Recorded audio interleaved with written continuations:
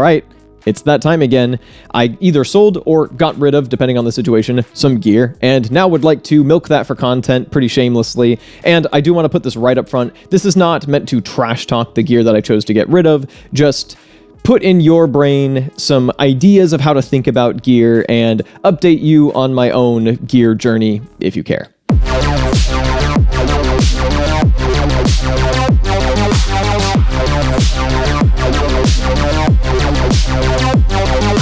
The first piece of gear that I parted ways with since I made the last I Sold Some Gear video is the Electron Syntact. And I actually quite liked the Syntact and had a great time with it. I made a bunch of sounds with it that I use all the time that are in my $5 sample pack, link down below. And I had a lot of fun making some kind of distorted, percussive beats with it. So why get rid of it? The main thing, and I want to stress here, this is a me thing, not necessarily the device thing, is that everything I made on it ended up sounding, to my ears, a bit hollow, a bit metallic and empty. And that's, once again, a me thing. Based on the way that I personally like to make music and my own goals, the sound of the Syntact didn't quite gel with what I would want to accomplish on it. I enjoyed it a lot more as a sound design tool than as a completely standalone music production device. And whether it even should be used as a standalone music production device completely by itself is debatable. But for me personally, once I had designed and harvested a bunch of sounds from it that I liked, I didn't really feel tethered to it anymore. I didn't feel the need to keep using it. And so I figured it was time to let it go to a good home that would actually get some more enjoyment out of it than I was. And to be completely blunt, that's one that I do regret just a little bit, because now that I'm on my kind of techno making arc where I've been making techno and techno inspired beats for my live set, I am starting to want to design more kicks from scratch and more percussive stuff, and Syntact kind of would have come in clutch for that. I'm sure I could have gotten a ton more out of it. But at the same time, I've got other means of making kick drums. Everything from the MPC drum synth plugins to VSTs on my computer and other options that I can explore. And so I don't really feel the need to get the Syntact again, at least not at this current point. So I don't regret it that much, but I do have that little pang of, ooh, I was still having fun with that actually, and it could have come in clutch right about now. But I've got other options for making noises. I use kind of the basic sounds from it that I've gotten everywhere already and would probably start to hit a point of diminishing returns. So ultimately, I think it was the right call to let it go, but that one's kind of on the border.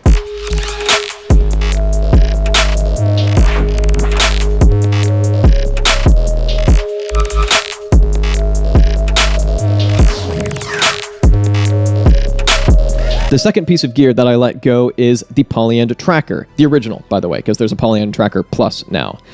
This is a case of a perfectly competent piece of gear that I had too much overlapping feature sets with, and the other stuff I had that was similar works with my brain better. I simply have too many 8-track monophonic track samplers, and the Polyend Tracker is my least favorite out of the ones I have. So the Circuit Rhythm obviously is much more my speed, and even the Dirty Wave Mate works a little better with my musical goals. The Polyend Tracker, if it was my only device, I could absolutely get a ton out of it and learn to lean into its workflow and have it become very second nature. I just didn't have as much fun making music with it as some of the other stuff I have, and so it wasn't worth it to me to try to learn to love it. I would rather it go to someone else who will love it more than I do. I do like the form factor, and the step randomization feature was genuinely incredibly fun, and I really liked it and had a great time with it. But outside of experimenting with the controlled randomness features for filling in slates of steps and making stuff for videos, I just didn't find myself using it that much. I kind of had to force myself to dust it off and use it again. And after it sat there for months and months just being idle, I knew it was time to let it go. And that's one I don't particularly regret. No hate on the Polyend Tracker. Of course, it's a very competent device, just doesn't quite scratch my brain. The third and final device that I want to talk about today is one that never actually made it to the channel, but I think the reasons for that are interesting, so I want to talk about them. The device that I got rid of is the MixStream Pro, which is a standalone DJ mixer. And That's a bit off topic, but I want to kind of get into why I thought it would be for me and why I ultimately decided that it really wasn't. There are a couple of reasons for that. So here's the thought process. Over the past year, I've had the opportunities to play live a bunch of times with my Novation circuit setup, and that's been awesome. And I kind of always harbored the idea of, I want to twist someone's arm into letting me play a dubstep, like tear out dubstep DJ set at some point. So naturally, I got to get some equipment and learn to DJ. And hey, maybe I could also be like available to DJ some techno stuff and have that be a part of what I do, with the live performance still being the primary focus. So I got a standalone DJ device because I didn't want to run it off a laptop, and dug in. And as I was doing that, I was just not having fun in the slightest. It just doesn't work with the way my brain likes to perform. And I know I could get over that, but as I started to think about how much effort it would take to get to a DJing competency that I personally would be happy with and would be proud of, I realized that I would much rather spend that same effort into doing my own original, completely live sets. The live electronic music performance thing that I do is pretty unique, and that's something that can set me apart from the DJs in town.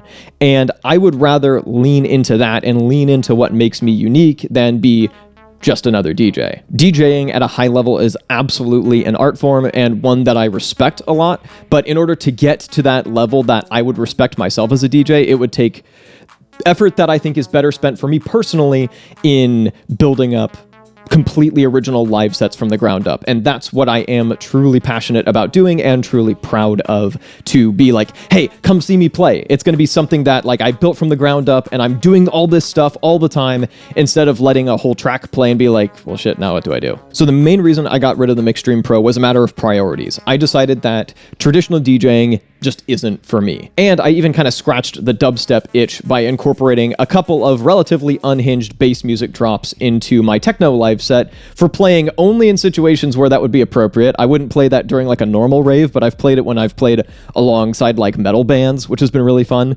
That's a whole tangent. The other reason I got rid of the Mixstream Pro though is the software that it runs off of. So here's my very scattered understanding, and please correct me if I'm wrong about this. From what I can tell, the industry standard for DJ software seems to be Rekordbox, and you would prepare all of your music using that, set up things like cue and loop points and tempo, and all of that would be able to work in pretty much any Pioneer system. So you just rock up to a venue, USB stick in hand, plug in, you've prepared all your music in advance, and it all should load in with all of your tempos and cue points all ready to go. So all the work you've put into preparing your music to play pays off, and you can use it in any unfamiliar situation, at least to a degree, depending on how old the hardware that the venue has is. Which is also another thing that scares me, by the way. I don't want to get a Pioneer system, and I don't love the idea of rocking up to an unfamiliar one and trying to make it work live. I would much rather play with a system I know intimately. That's neither here nor there. The point is, the Mixstream Pro runs off of a competitor to Rekordbox, Engine DJ, for basically the same purposes. And so there's probably a way to convert between the two, but really, if I wanted to go the DJ route and be able to just rock up with the USB stick and use any setup, I would probably want to be on a Rekordbox-based system, not an Engine DJ-based system. So like, selling the Mixstream Pro became even more of a no-brainer, because if at some point I have a change of heart and decide that, yes, I would like to get into DJing a bit, I would be much better served getting probably at least some sort of Pioneer system that is something that talks to other systems more cleanly. That way, if I spend all this effort to prepare my music to be ready to DJ, it would actually be able to be used everywhere. And that is it for this round of getting rid of stuff so I can really double down on the stuff that I really like. If you'd like to see the first round of getting rid of stuff, you can check this out up over here. And if you'd like to see what I've been doing instead of DJing, you can check this out up over here. Thank you so much for watching, and I'll be back with a new video in a little bit.